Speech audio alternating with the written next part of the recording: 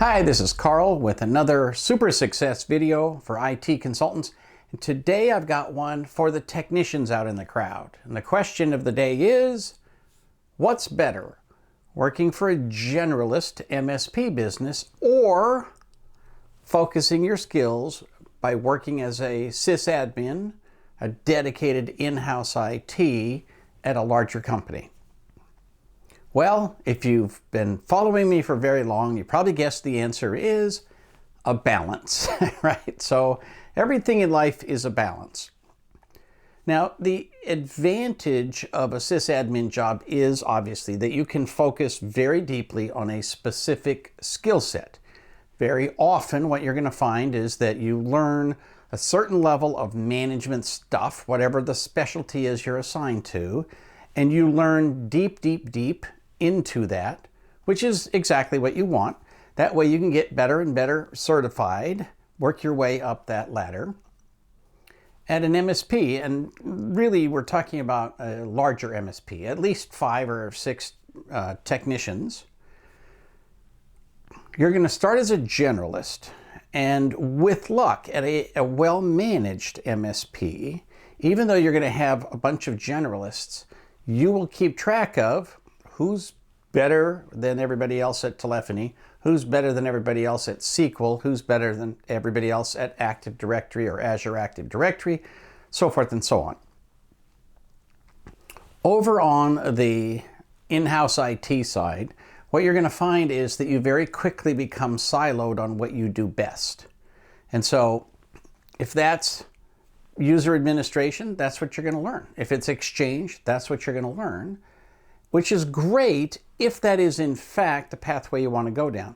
Changing pathways means a lot of extra work on your own time in order to get better at something else. So changing tracks can take some time, and like it or not, very often in order to move up, you can't be a hero in your old hometown, right? So what happens is you've got a new skill set and you've really been practicing on your own time, but you can't get the job in-house. They hire somebody else because they know you and they know how good you are in this one thing where you've been a specialist for so long. So that means in order to move up, you have to move out to another employer, which is too bad. On the other hand, that is the way of the world, and it's not just in our profession, it's in pretty much every job out there on earth. Now, on the MSP side, unfortunately, it's a similar story with a different twist. You're going to learn a wide variety of stuff, but when I say wide variety, there is a limit to how wide that variety is. You're certainly going to learn all the desktop hardware and software. Today, that desktop software is usually focused very heavily on the Microsoft suite, which means you're going to learn the Microsoft 365 suite. Somebody's going to get better at Azure Active Directory than everybody else. Somebody's going to get better with switches and routers. Someone's going to get better with, whatever the specialty software is you focus on. That MSP might have a heavy focus on security, which would be the best of all worlds, because then you can specialize in that and move your way up.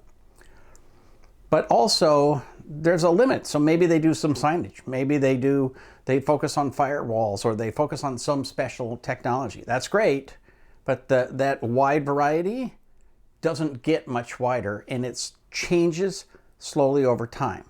So I can guarantee you will not be supporting the same hardware and software 5 years from now, but I can also guarantee it's going to be a very gradual shift. It's very rare for any small consulting business to just say, oh, we're going to stop doing this and now we're going to be a Mac shop and we're going to totally throw away all the knowledge we had and we're just going to go do something else. So you'll gradually and slowly add a product line and maybe take off a product line that has become old or unprofitable or has been replaced by newer technology. So here's the thing. When you think of this in terms of your long-term career, there are 2 kinds of things that you can do that will basically guarantee your long-term success. One is a continuing and permanent commitment to education where you have to educate yourself. Like it or not, maybe your employer will pay for some stuff, whether it's in-house IT or a managed service provider or a small consulting house. But at the end of the day, you have to go home, you got to set up your own bench, and you have to learn stuff. And then you have to go get certified and work your way up in that. And you're going to have to do that for the rest of your life. It just literally is what it is. There is no profession in which people can stay stagnant for 30 years or 40 years. You know, if you look at the high-tech stuff that's involved in installing Windows in the 21st century, fixing cars in the 21st century, anything, absolutely anything that you do, you will find that there's this massive high-tech shift, and that everything requires constant learning. Those who stop learning float to the bottom of the stack. And in IT, things move faster in this industry than in any other industry out there. So constantly refreshing, constantly relearning, constantly adding new products and shedding other products is the way that our business exists. And so, like it or not, that is the way it is. Nobody gets to float up and get a raise every year without advancing their skill set. And some people don't want to hear that, and that's fine. I'm just telling you the truth here. So it doesn't matter to me whether you like it or not. That doesn't change the fact that it is the reality of working in technology in the 21st century. So constantly improving your skill set. And I can look back, I can literally name a handful of classes that I took that were worth me spending a ridiculously large amount of money on, that upped my game with regards to technology and have served me well and paid for themselves many, many, many times over. Now, that doesn't mean I only took a handful of classes. I took lots and lots and lots of classes. I read lots of books, but there's only a handful that really upped my game. And the thing is, it doesn't matter what they are, because the world keeps evolving, and the big key classes that helped me so much are not going to be the same ones that help you so much. You know, everything changes all the time. The key to success is you have to expose yourself to continuous improvement on new technology forever. That's just the way the world works. Now, I said that there were two things you can do. The second thing you can do is to truly do a deep dive into the modern world of how businesses run. That means you need to understand why we run a service board the way we do. Why does one company spread out technicians across the technologies and another company have all these specialties? Strategically, there's a reason the boss is doing that. What is it? Do you know what it is?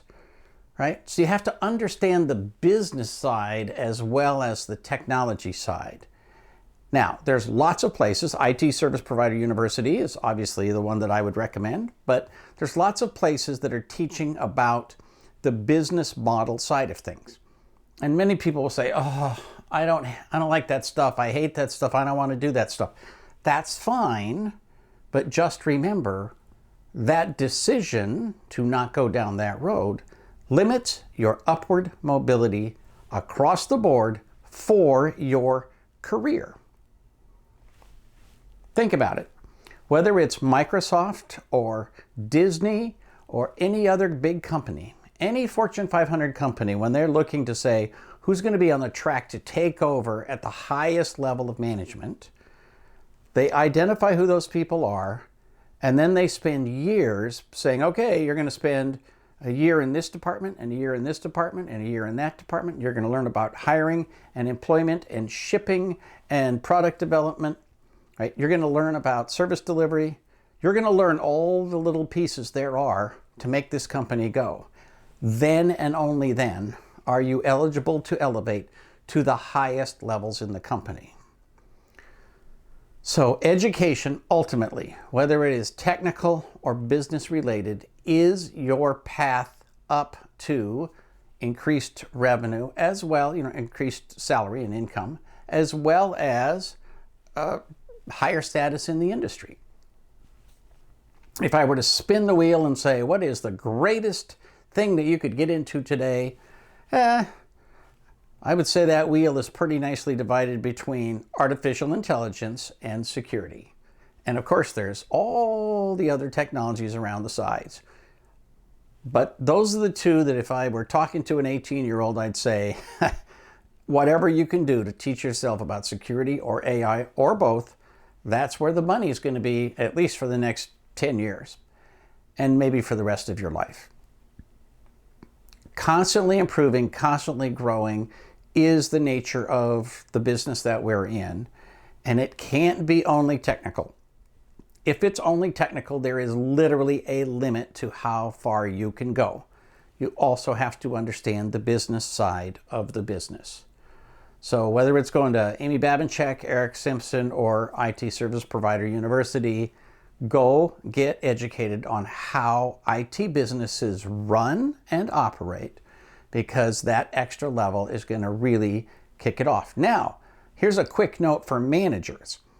Every manager, whether it is for in-house IT or for a managed service business, should maintain a list of the skill sets that you require within your business or your department, and who is first, second, and third among all your employees in each of those skill sets. So at the low end, at the basic level of a managed service business, it might be skill sets such as hardware, just plugging stuff in, or it might be a skill set around Office integration, or it might be a skill set around SQL or something else. At the more focused end, it might be a certain kind of security, a different kind of security, right? Again, security hardware versus software, development skills, who's better at one programming language versus another, or working across cloud services, right?